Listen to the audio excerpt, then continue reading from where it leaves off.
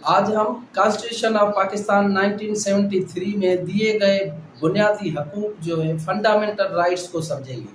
Fundamental rights constitution में ऐसे समझो कि एक रूह का किरदार अदा करती है।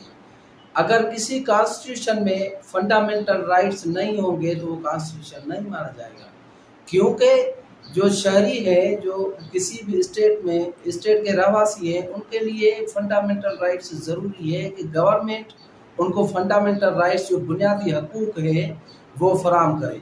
वो कौन कौन से बुनियादी हकूक़ हैं जो कॉन्स्टिट्यूशन ऑफ पाकिस्तान में हमें फराहम किए गए हैं, उन पर हम अलग अलग से बात करेंगे और एक एक जो है फंडामेंटल राइट को हम समझेंगे कि कौन कौन से फंडामेंटल राइट्स हमें मिले हुए हैं। ये आप समझ लीजिए कि फंडामेंटल राइट्स वो राइट्स हैं जो कॉन्स्टिट्यूशन ऑफ पाकिस्तान ने हर शहरी को दिए हैं।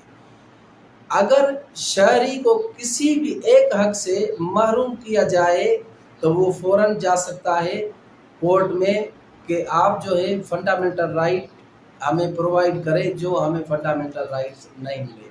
ये बहुत ज़्यादा अक़साम में फंडामेंटल राइट्स के कौन कौन किस्म के फंडामेंटल राइट्स होते हैं।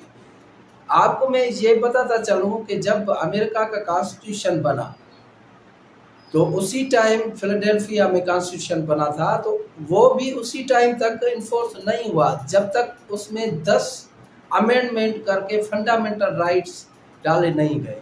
तो फंडामेंटल राइट्स की इंतहाई ज़्यादा अहमियत है।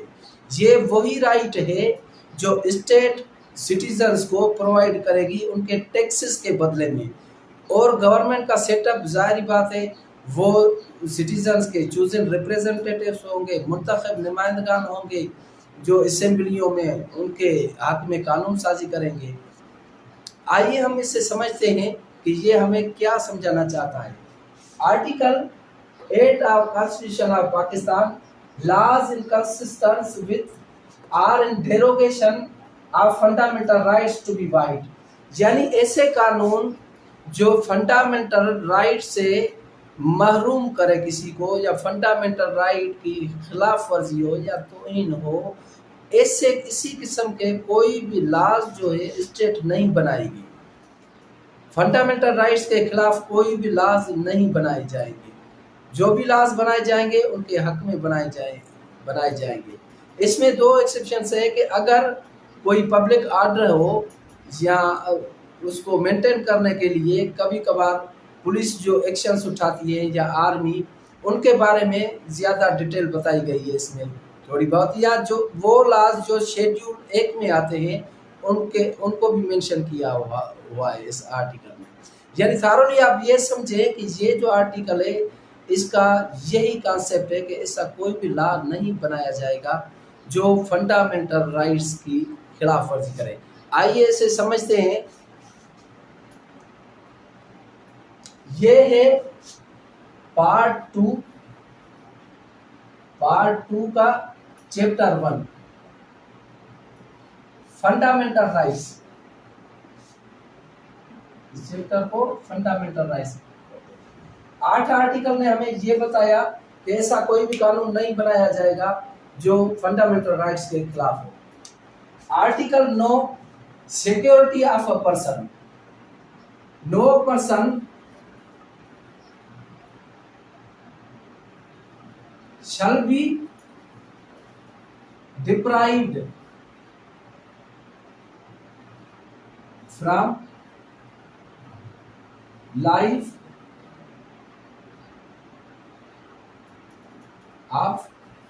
life or liberty,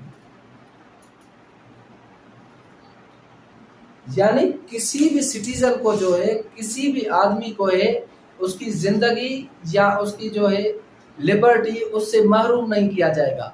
ये आर्टिकल 9 ने हमें बताया। आर्टिकल 10 हमें बताता है कि safeguard as to arrest and detention, यानी अरेस्ट और डिटेंशन से सेफ गार्ड के बारे में डील करता है। ये आर्टिकल हमें ये बताता है कि अगर पुलिस ने किसी को अरेस्ट कर लिया तो पुलिस 24 घंटे में उसे नियरेस्ट मजिस्ट्रेट के पास पेश करेगी। अगर ज़्यादा टाइम डिटेंशन का लेना है तो वो मजिस्ट्रेट से ही लेना होगा। 24 घंटे से ज़्यादा पुलिस जो है किसी को डिटेन नहीं कर सकती, किसी को बांदी बनाकर थाने में नहीं रख सकती। इसमें आर्टिकल 10 में हमें प्रिवेंटिव डिटेंशन के बारे में बताया गया है। प्रिवेंटिव डिटेंशन के बारे में हम ब्रीफली एक गुफ्तगू करेंगे। प्रिवेंटिव डिटेंशन क्या है?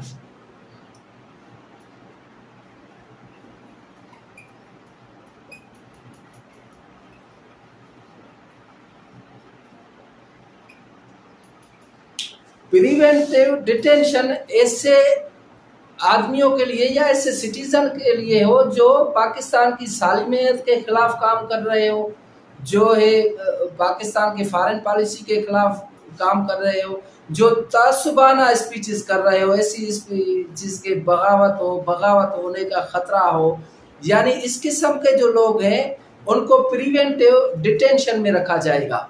उनके लिए ये 24 घंटे वाला टाइम नहीं है। प्रिवेंटिव डिटेंशन वालों के लिए उनको 3 महीने तक, कम से कम 3 महीने तक, 3 मंथ्स तक उनको डिटेन किया जाएगा। उसके बाद अगर उन पे फेडरल लॉ लागू होता है, अच्छा, इनकी डिटेंशन के बारे में एक एप्रोप्रिएट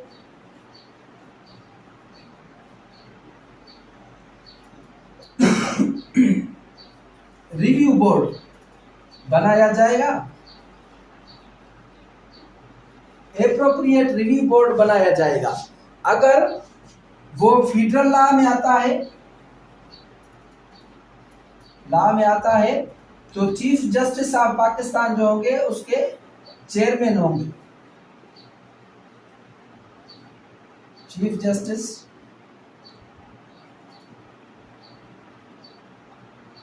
चेयरमैन और 2 जजेस होंगे, एक सुप्रीम कोर्ट का, एक हाई कोर्ट का। एक सुप्रीम कोर्ट का और एक हाई कोर्ट का जज होगा। और अगर ये प्रोविंशियल लॉ में आता है, प्रोविंस का मसला है, तो इसमें chief justice of high court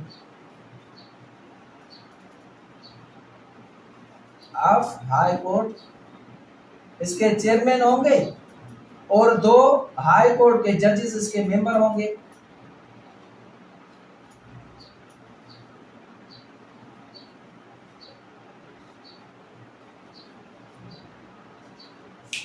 preventive detention वाले जो लोग हैं उनके साथ कैसे डील किया जाएगा? प्रिवेंटिव डिटेंशन के लिए एक एप्रोप्रिएट रिव्यू बोर्ड बनाया गया।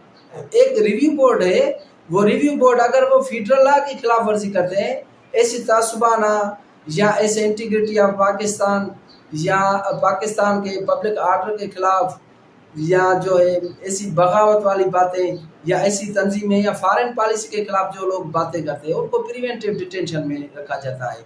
3 महीने तक प्रिवेंटिव डिटेंशन के बाद उनको जो है वो अगर फेडरल लॉ के खिलाफ वर्जी करते हैं तो एप्रोप्रिएट बोर्ड है जिसका चेयरमैन जो है, chairman chief justice of Pakistan, 2 supreme court के जज या 1 सुप्रीम कोर्ट का जज, 1 हाई कोर्ट का जज। अगर वो प्रोविंशियल लॉ की खिलाफ वर्जी करता है तो फिर जो रिव्यू बोर्ड होगा वो प्रोविंशियल होगा, उसका जो चेयरमैन होगा रिव्यू बोर्ड का वो chief justice high court any province और 2 हाई कोर्ट के जजेस होंगे, वो सुनेंगे। उसके बाद इसका लास्ट जो पीरियड है वो 24 मंथ तक है, यानी 24 मंथ तक डिटेंशन में रखा जा सकता है। उसकी प्लेस जो है, प्लेस भी रिव्यू बोर्ड तय करेगा कि कौन सी प्लेस पे रखा जाएगा। अच्छा, डिटेंशन का पीरियड कम भी हो सकता है। अगर सिर्फ तासबाना रवैया है या पब्लिक ऑर्डर के खिलाफ है, तासबाना रवैया नहीं पब्लिक ऑर्डर के खिलाफ है, तो उसे 8 महीने डिटेन किया जाएगा।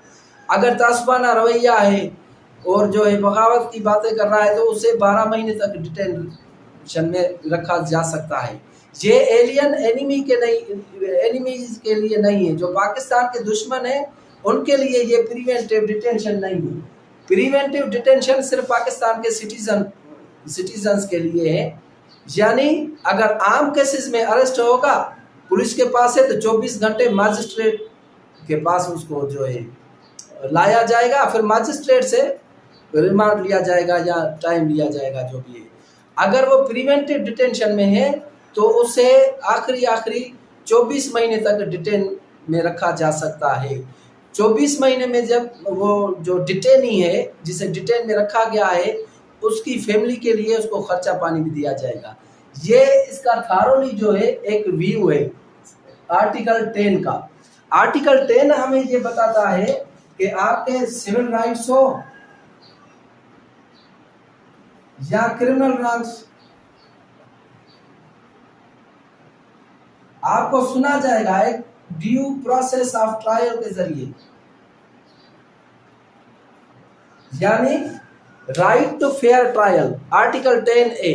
इसमें राइट टू फेयर ट्रायल में हमें यह बताया गया है कि आपको ड्यू प्रोसेस के तहत सुना जाएगा। अगर आप पे कोई यानी गुनाह साबित होता है तो सजा दी जाएगी, नहीं तो नहीं, यानी अच्छी तरह से आपको सुना जाएगा। ये फेयर ट्रायल है।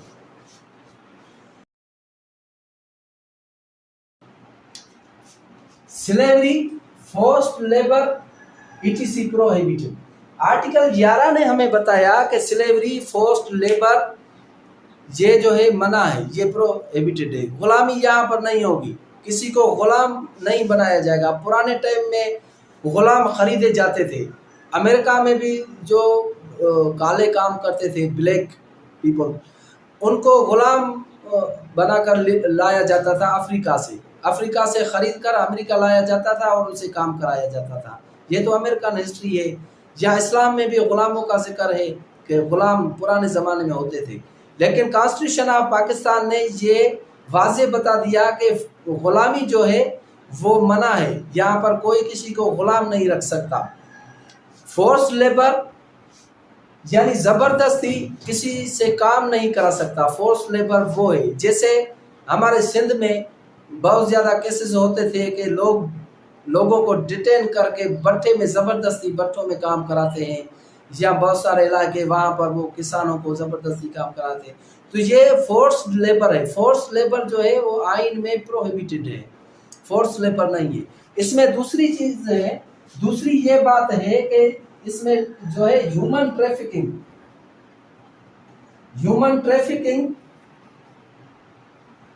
के लिए भी मना किया गया है। इसमें जो एज है 14 साल से कम, 14 years, under 40 years of as,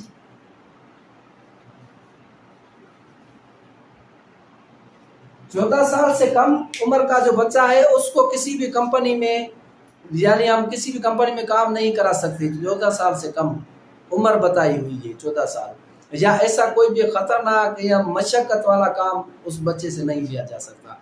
तो ये जो है ये आर्टिकल 11 ने हमें बताया। आर्टिकल 12 हमें क्या बताता है? Article 12 protection against retrospective punishment. आपने सुना होगा कि कुछ लाभ जो होते हैं उनके रेट्रोस्पेक्टिव इफेक्ट, यानी ज्यादातर नहीं होते। हमारे लाज जो होते हैं उनके प्रोस्पेक्टिव इफेक्ट्स होते हैं, रेट्रोस्पेक्टिव नहीं होते। यानी ऐसा जुर्म जो किसी ने किया और उस वक्त उस जुर्म की कोई सजा मुकर्रर नहीं थी, बाद में उसके लिए कानून साजी हुई तो प्रीवियस जो जुर्म ओमिशन के लिए उसे सजा नहीं दी जाएगी, उसे अरेस्ट नहीं किया जाएगा, क्योंकि उस वक्त ये कानून था ही नहीं। जब कानून नहीं था तो वायोलेशन किस चीज की, या ऐसा इसका जो पहले है कि no person shall be punished for omission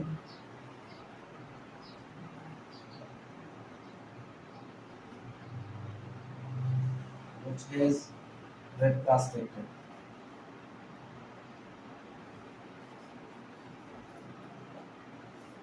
यानी कि हमने अपनी डेफिनेशन बनाई थोड़ी। इसमें यह है कि जिसने गलती की जिस टाइम, उस टाइम वो गुनाह नहीं था, उस टाइम उसकी कोई सज़ा मुकर्रर नहीं थी, तो उसके लिए उसको सज़ा नहीं दी जाएगी। इसमें दूसरी बात ये बताई गई हमें इस आर्टिकल में कि अगर किसी जुर्म की सज़ा 2 साल है और कुछ टाइम के बाद जो है उसकी सज़ा 5 साल हो गई, फॉर एग्जाम्पल, तो जिस बंदे ने जुर्म किया जिस वक्त, उस वक्त उसकी सज़ा 2 साल थी, तो बाद में उस जब अमेंडमेंट हुई तो उसको पुरानी सज़ा बताई जाएगी। ये नहीं कि उसको नई सज़ा बताई जाएगी 5 साल। ये इसका जो है कॉन्सेप्ट है कि रेट्रोस्पेक्टिव जो है वो पनिशमेंट नहीं होगी।